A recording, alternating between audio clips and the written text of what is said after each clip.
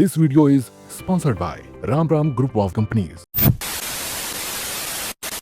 कानपुर के लोगों, आपने हमको अगर यहाँ रोक लिया, विधायक बना के भेज दिया, तो हम ऐसा माहौल पैदा करेंगे कि अगर मैं इलाहाबाद में भी रहूं तो आपको लगेगा देख मेरे चौखट पे खड़ा है मेरे दरबार। मुकदमा जेल जब्बर जो भी हो जाए उसकी कभी हमने परवाह नहीं। मैं आदित्यनाथ योगी ईश्वर की शपथ लेता हूं कि मैं विधि द्वारा स्थापित भारत के संविधान के प्रति सच्ची श्रद्धा और निष्ठा रखूंगा। उत्तर प्रदेश में योगी आदित्यनाथ की सरकार बन चुकी थी। नो टॉलरेंस नीति पर जोर दिया जा रहा था। ताबड़तोड़ हो रहे थे एनकाउंटर और दावा ये कि माफिया गुंडे मवाली प्रदेश छोड़कर भाग जाएं। तभी एक बाहुबली ने योगी आदित्यनाथ को चुनौती दे डाली थी। तारीख 26 दिसंबर 2018, जगह देवरिया। एक वीडियो सामने आता है। वो वीडियो किसी गली मोहल्ले या चौक चौराहे का नहीं था, बल्कि देवरिया जेल के अंदर का था। एक शख्स को पीटते हुए जेल के अंदर लाया जाता है। सामने खड़ा शख्स उसे कोई आदेश देता है।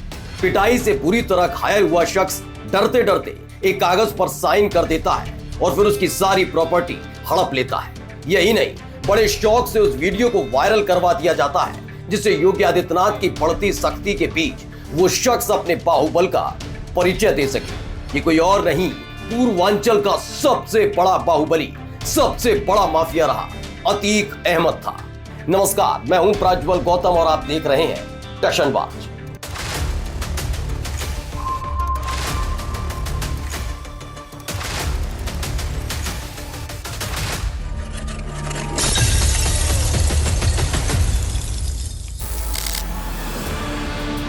साल 1986, जगह इलाहाबाद, इलाका चकिया। नए लड़कों की फौज जमकर ऊधम काट रही थी और उनका कप्तान लगातार इलाके में पकड़ बना रहा था। जिन पुलिस वालों के कांधे पर चढ़कर गुंडई का एवरेस्ट छूने की कोशिश वो 24 बरस का लड़का कर रहा था, अब उसी लड़के को खाकी वाले ढूंढ रहे थे। वो लड़का पुलिस के हत्थे चढ़ता है। पुलिस उसकी खातिरदारी का इंतजाम कर ही रही थी, तभी फोन की घंटी बजती है, ट्रिंग ट्रिंग, और फिर उस लड़के को छोड़ दिया जाता है। वो फोन दिल्ली से आया था। पंजा छाप पार्टी के उस वक्त के एक सांसद की मेहरबानी हो गई थी, और जिस पर मेहरबानी हुई थी उसने जरायम की दुनिया से लेकर राजनीति के गलियारे में जमकर कांड की। जी हां, अतीक अहमद। 70 का दशक था। संगम नगरी तब प्रयागराज नहीं थी, इलाहाबाद हुआ करती थी। तब ओला उबर का जमाना नहीं था, तांगे से चलते थे लोग। इनमें से एक तांगे वाला था फिरोज, जिसका लड़का अतीक रातों रात अमीर बनने, रुतबे और रुबाब का ख्वाब देखता था। पढ़ने लिखने में मन नहीं लगता था तो हाई स्कूल के एग्जाम में फेल हो गया, लेकिन रुतबे रुबाब का ड्रीम खत्म नहीं हुआ। 17 बरस की उम्र में तांगे वाले के लड़के अतीक ने कांड कर दिया। साल 1989, जगह इलाहाबाद, चकिया इलाके में हल्ला हो गया कि एक नए लड़के ने बड़ा कांड कर दिया। हत्या की एक वारदात से हड़कंप मच चुका था और इस हत्याकांड में नाम आया अतीक का। और उसके बाद अतीक जरायम की दुनिया में आगे बढ़ता चला गया। धमकी, मारपीट, दबंगई और रंगदारी का धंधा शुरू हो गया। दरअसल ये वो दौर था जब पुराने इलाहाबाद इलाके में चांद बाबा नाम के एक गुंडे की तूती बोला करती थी। पुलिस की हवा भी चांद बाबा के नाम से टाइट रहती थी। कहा तो ये भी जाता है कि अगर चांद बाबा के इलाके में पुलिस चली भी गई तो चांद बाबा गैंग के गुर्गे पुलिस वालों को ही पीट कर भगा देते थे। वो विज्ञापन तो आपने देखा ही होगा कि एक आइडिया बदल दे आपकी दुनिया।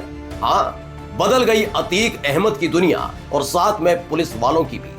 अब ये नहीं पता कि ये लाख टके का आइडिया किसने पुलिस वालों के कान में फूंक दिया था, लेकिन चांद बाबा को ठिकाने लगाने के लिए खाकी वाले अतीक अहमद को आगे बढ़ा रहे थे और खादी वाले भी अतीक को बढ़ावा दे रहे थे। लेकिन वही अतीक अहमद आगे चलकर पुलिस के लिए सिर दर्द बन चुका था। उस वक्त शायद पुलिस वालों ने भी नहीं सोचा होगा कि वो चांद बाबा गैंग के खात्मे के लिए जिस लड़के पर दांव लगा रहे हैं, आने वाले दिनों में उनकी नाक में दम कर देगा।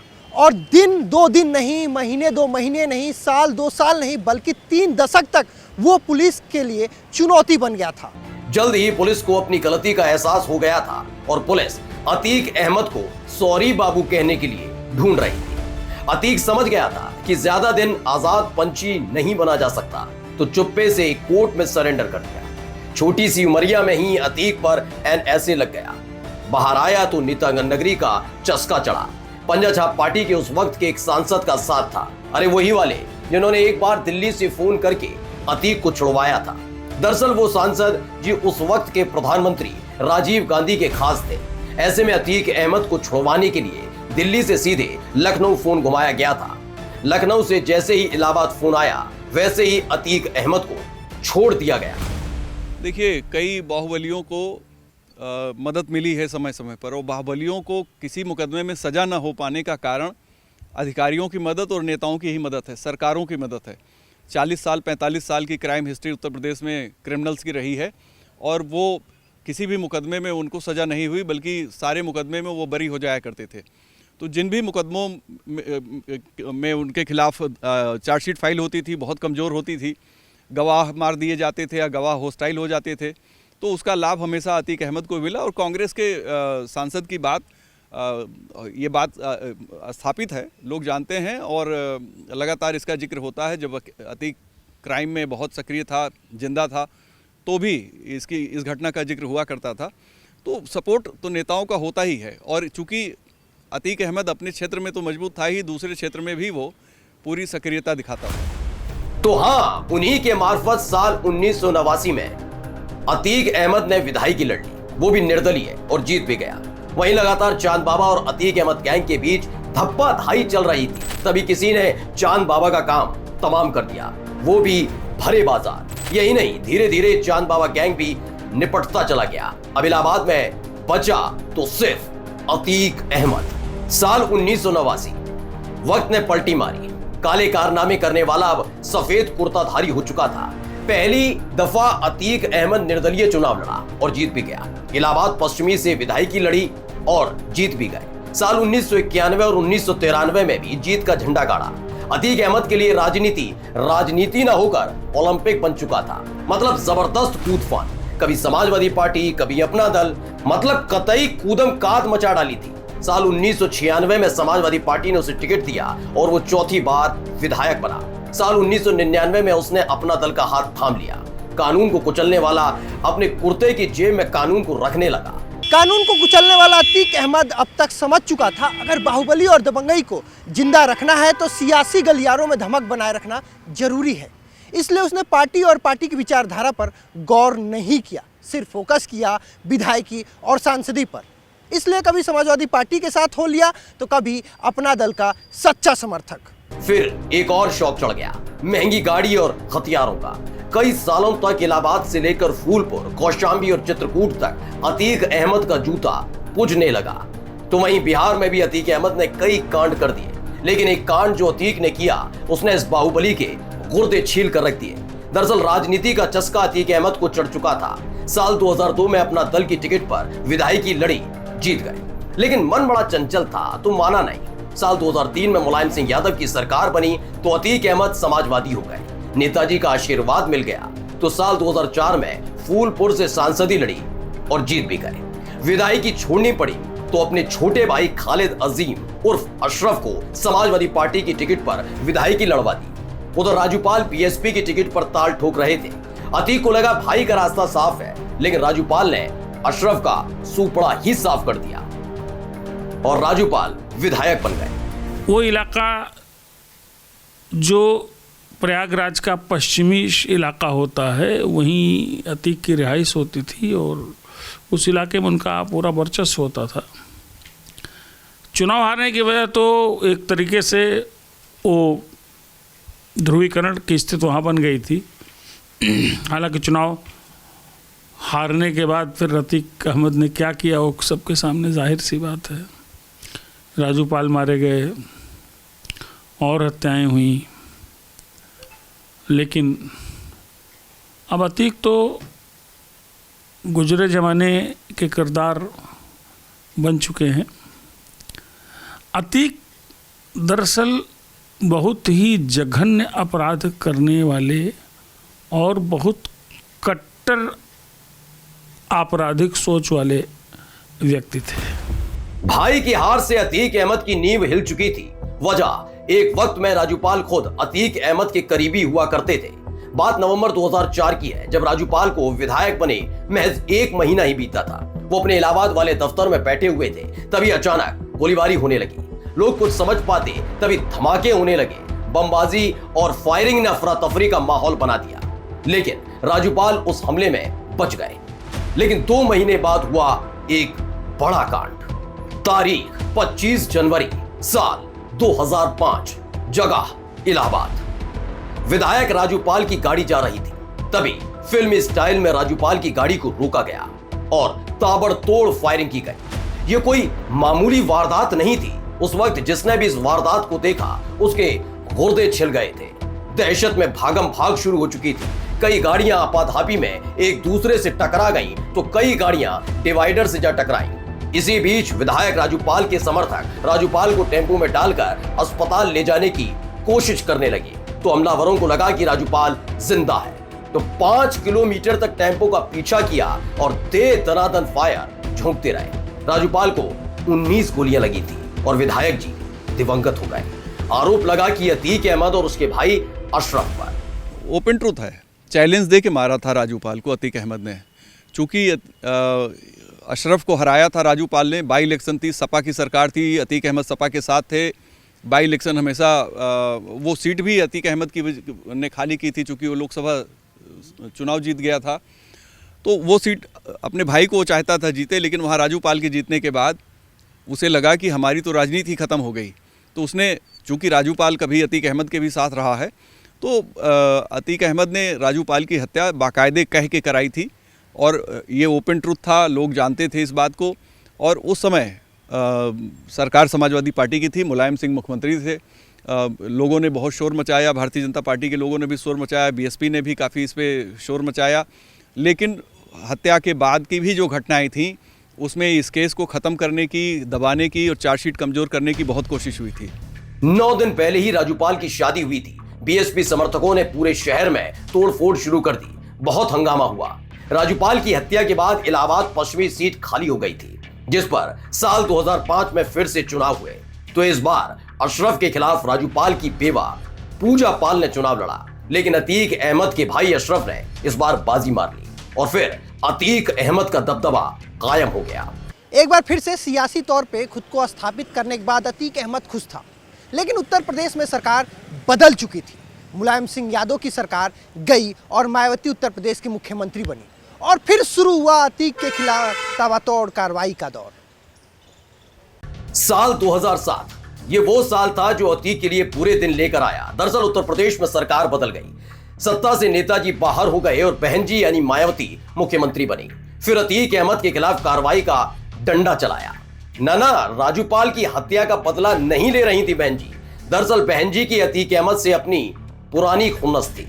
अतीक अहमद के कांड बड़े बड़े रहे हैं। दरअसल साल 1995 में लखनऊ में गेस्ट हाउस कांड हुआ था, जिसमें मायावती पर हमला हुआ था, तो वहां पर अतीक अहमद भी मौजूद था और समाजवादी पार्टी का झंडा उठाकर अफलातून बन रहे थे।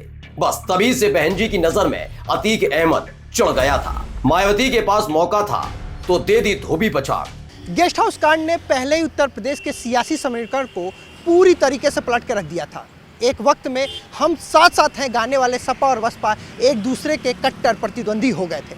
मायावती की नज़र हर उस शख्स पर थी जो उस रोज गेस्ट हाउस कांड के वक्त वहां मौजूद थे और समाजवादी पार्टी का झंडा उठाकर उनका विरोध कर रहे थे, जिसमें खुद अतीक अहमद भी शामिल था।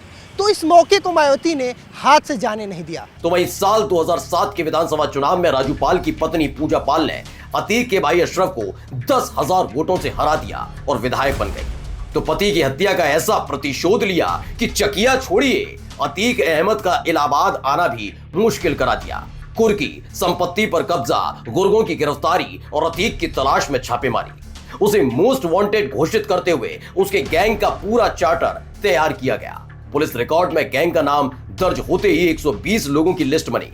अतीक पर 20,000 का इनाम घोषित किया गया। उसकी करोड़ों की संपत्ति सीज कर दी गई, बिल्डिंगें गिरा दी गईं। एक सांसद जो इनामी बदमाश था उसे फरार घोषित करके पूरे देश में अलर्ट जारी कर दिया गया। तब अतीक अहमद दिल्ली के प्रीतमपुरा के एक फ्लैट से पकड़ा गया था। उसके बाद से ही वो सरकारी मेहमान तब तक बना रहा जब तक उसकी मौत नहीं हो गई। कभी नैनी जेल, कभी बरेली जेल, कभी देवरिया जेल, तो कभी गुजरात की साबरमती जेल। लेकिन जेल में रहने के बावजूद भी अतीक अहमद का जलवा लगातार बरकरार रहा। अतीक अहमद के लिए इस साल दो बड़ी खबर आई, एक बुरी और एक अच्छी। बुरी खबर यह कि काफ़ी हाथ पांव मारने के बाद उसने अपना दल से टिकट पर चुनाव लड़ा, लेकिन हार गया। लेकिन अच्छी खबर यह रही कि उत्तर प्रदेश में समाजवादी पार्टी की सरकार बन गई, तो फौरन ही नेताजी के यानी मुलायम सिंह यादव के सामने शरणागत हो गया। साल 2012 उत्तर प्रदेश में विधानसभा चुनाव का ऐलान हो चुका था। अतीक अहमद के बाहुबल को राजूपाल की पत्नी पूजा पाल ने बहुत बड़ा झटका दिया। विधानसभा चुनाव लड़ने के लिए अतीक ने अपना दल से पर्चा भरा, इलाहाबाद हाईकोर्ट में बेल की अर्जी दी, लेकिन 10 जजों ने केस की सुनवाई से खुद को अलग कर लिया। 11वें जज सुनवाई के लिए राजी हुए और अतीक को जमानत दे दी। अतीक के पास अब अपने सियासी बाहुबल को बचाने का अंतिम मौका था। वो खुद पूजा पाल के सामने उतरा, लेकिन जीत नहीं पाया। लेकिन एक हद तक अतीक अहमद के लिए खुशखबरी भी आई। वो ये कि सूबे में समाजवादी पार्टी की सरकार बनी और अतीक फिर से अपनी हनक बनाने की कोशिश में जुट गया। साल 2016 विधानसभा चुनाव को महज 6 महीने रह गए थे। ऐसे में यादव परिवार में वर्चस्व की जंग चल रही थी। पार्टी चाचा भतीजे के बीच चल रहे द्वंद्व से जूझ रही थी। तो वहीं मुलायम सिंह यादव ने अतीक अहमद को सपा से टिकट देने के फैसले पर मुहर लगा दी थी। टिकट फाइनल हुई कानपुर कैंट इलाके से। लेकिन तभी एक वीडियो सामने आया जिसने अतीक अहमद के सियासी करियर के ताबूत पर आखिरी कील ठोक दी। तारीख 14 दिसंबर साल 2016 एक वीडियो वायरल हुआ। वीडियो में अतीक और उसके 60 से ज्यादा समर्थकों पर इलाहाबाद के कॉलेज में जाकर मारपीट और धमकाने का वीडियो सुर्खियों में आ गया। इतना काफी नहीं था कि 22 दिसंबर को अतीक अहमद 500 गाड़ियों के काफिले के साथ बाहुबल दिखाने के लिए कानपुर पहुंचा।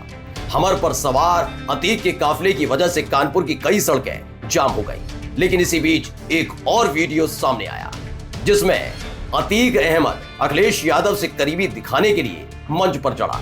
लेकिन जैसे ही वो अखिलेश यादव के करीब पहुंचा, वैसे ही अखिलेश यादव ने अतीक अहमद को झिड़क दिया था, जिसने सियासी गलियारे में हड़कंप मचा दिया था कि क्या समाजवादी पार्टी ने अतीक अहमद से दूरी बना ली है।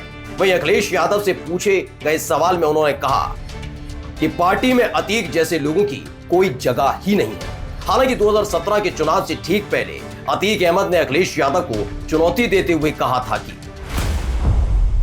देखिए, ऐसा है कि कई बार निर्दलीय चुनाव जीता हूं। टिकट अगर कटता है तो कट जाए, मैं अपना टिकट खुद बना लूंगा। देखिए, अतीक के डाउनफॉल का से ज़्यादा ज़रूरी है अतीक का उदय कैसे हुआ। अतीक या अतीक जैसे कैरेक्टर्स का उदय कैसे हुआ। ये पहले कमाई करते थे, अपराध करते थे, अपराध से कमाई करते थे। जब कमाई हो गई तो जिनके इशारे पे अपराध करते थे, जिन सफ़ेद पोशों के इशारे पे अपराध करते थे, जिन नेताओं के इशारे पर अपराध करते थे, तो इनके मन में ये बात जागृत हो गई कि हम क्यों ना बने विधायक, हम क्यों ना बने सांसद। उसी में बनना शुरू हो गए और तमाम सरकारों से बेहतर रिश्ते इनके रहे। सरकारों की मजबूरी रही। उत्तर प्रदेश में जब तक साझा सरकारों का दौर चला, तब तक पॉलिटिकल इंस्टेबिलिटी के चक्कर में इस तरह के कैरेक्टर्स की ज़रूरत पड़ती रही पॉलिटिकल पार्टीज़ को। सारी पार्टियां उसमें दोषी रही हैं। कोई एक अपने आप को उससे मुक्त नहीं कर सकता है। भारतीय जनता पार्टी साफ सुथरी पार्टी, लेकिन कभी एक दो बार ऐसे मौके आए कि उसको भी इस तरह के कैरेक्टर्स को सपोर्ट करना पड़ा। हालांकि भाजपा का रिकॉर्ड अन्य दलों के मुकाबले इस मामले में बेहतर है। तो इस तरीके के अब मनबड़ थे। हर सरकारों में अपना सिस्टम चलता था। अरे भाई, मायावती के पहले तो मुलायम सिंह यादव के भी तो बड़े प्रिय रहे हैं अतीक अहमद। अखिलेश यादव थोड़ा इस विषय में उनका एटीट्यूड अलग था, मुलायम सिंह से अलग था। तो अखिलेश यादव ने तो उनको किनारे किया। और फिर देखिए, जब आपको किसी पॉलिटिकल पार्टी का प्रॉपर सपोर्ट नहीं होता है तो आप पॉलिटिक्स में बहुत ज़्यादा सर्वाइव नहीं कर सकते। फरवरी 2017 में उसे कोर्ट के आदेश पर गिरफ्तार कर लिया गया। हाईकोर्ट ने सारे मामलों में उसकी जमानत रद्द कर दी। जेल जाना पड़ा। मुरादाबाद से निर्दलीय पर्चा भरने वाला अतीक चुनाव भी हार गया। उत्तर प्रदेश में भी सत्ता परिवर्तन हो गया। योगी आदित्यनाथ मुख्यमंत्री बने। सत्ता संभालते योगी आदित्यनाथ ने खुला ऐलान कर दिया था कि गुंडे, मवाली, माफिया और बाहुबली या तो उत्तर प्रदेश छोड़ दे या फिर उनको ऐसी जगह भेज दिया जाएगा जहां कोई जाना नहीं चाहता। पहले इसे हल्के में लिया गया, लेकिन फौरन ही तबातोड़ इनकाउंटर शुरू हो गए। बड़े बड़े अफलातून घुटने के बल आ गए। सख्ती शुरू की, लेकिन ऐसा लगा जैसे योगी की सख्ती का असर अतीक अहमद पर नहीं पड़ा। वजह साल 2018 की वो घटना जिसमें देवरिया जेल में एक कारोबारी को घसीट कर लाया गया, बेरहमी से पीटा गया, उसकी प्रॉपर्टी के दस्तावेजों पर साइन कराए गए और वीडियो बनाकर खुद ही वायरल कराया गया। तो ऐसी घटना थी जिस तरह की घटना तो फिल्मों में भी देखने को नहीं मिलती, यानी जो काल्पनिक पटकथाएं होती हैं उनमें भी इस तरह घटना देखने को नहीं मिलती कि किसी से रंगदारी वसूलनी है तो उसको अपनी जेल की रिहाइश में बुला लिया और वहाँ उसको पिटाई की, उसको टेरराइज किया। तो आप कल्पना कर सकते हैं ये कितना टॉर्चर करते थे, कितना टेरराइज करते थे, किस तरीके से वसूली करते थे डॉक्टरों से, व्यवसायियों से और ठेकेदारों से। तो अतीक अहमद तो इसका बहुत बड़ा नमूना रहे हैं। लेकिन फिर वही बात कि अपराध की सत्ता बहुत दिन तक नहीं चलती है, उसका अंत अमूमन देखा गया है। इस घटना के बाद उसे देवरिया से बरेली सेंट्रल जेल भेजा गया, लेकिन वहां के जेल प्रशासन ने अतीक को रखने से इनकार कर दिया। लोकसभा चुनाव के मद्देनजर उसे कड़ी सुरक्षा में रखने के लिए प्रयागराज की नैनी जेल में शिफ्ट किया गया। देवरिया जेल कांड का मामला सुप्रीम कोर्ट तक पहुंचा। अदालत ने सीबीआई को केस दर्ज कर जांच करने का आदेश दिया, जिसमें अतीक और उसके बेटे समेत 15 लोगों के खिलाफ मामला दर्ज हुआ। 23 अप्रैल 2019 को सुप्रीम कोर्ट ने यूपी सरकार को आदेश दिया कि अतीक अहमद को यूपी से बाहर किसी जेल में शिफ्ट किया जाए। 3 जून 2019 को उसे अहमदाबाद की साबरमती जेल में शिफ्ट कर दिया गया। तारीख 24 फरवरी 2023, जगह धूमनगंज, प्रयागराज। अब तक अतीक अहमद का साम्राज्य तेज रफ्तार से ढह रहा था। गुर्गों की गिरफ्तारी से लेकर उसकी बेनामी संपत्ति पर सरकारी मोहर लग चुकी थी। अतीक का परिवार तितर बितर हो गया था, लेकिन तभी एक बड़ी वारदात को अंजाम दिया गया। बीएसपी विधायक राजू पाल मामले में गवाह उमेश पाल और उनकी सुरक्षा में तैनात 2 गनर पर हमला हुआ। ताबड़तोड़ गोलियां चली, जिसमें उमेश पाल की मौत हो गई। वीडियो में अतीक अहमद का बेटा भी नजर आया। फिर शुरू हुई ताबड़तोड़ कार्रवाई।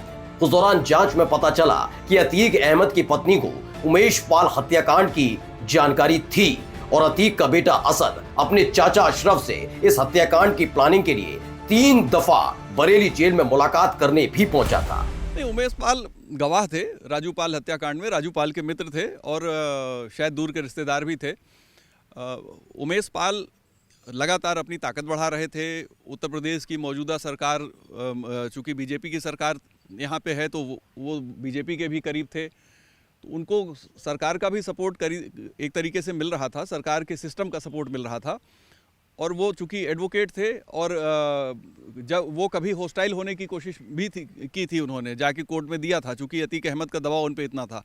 लेकिन जब वो उन्हें सपोर्ट मिला सिस्टम का, तो उमेश पाल ने पूरे ताकत से इस केस की पैरवी शुरू की और इस केस में वो गवाही भी दिया उन्होंने। तो अतीक अहमद को लगा कि उनको सज़ा हो जाएगी।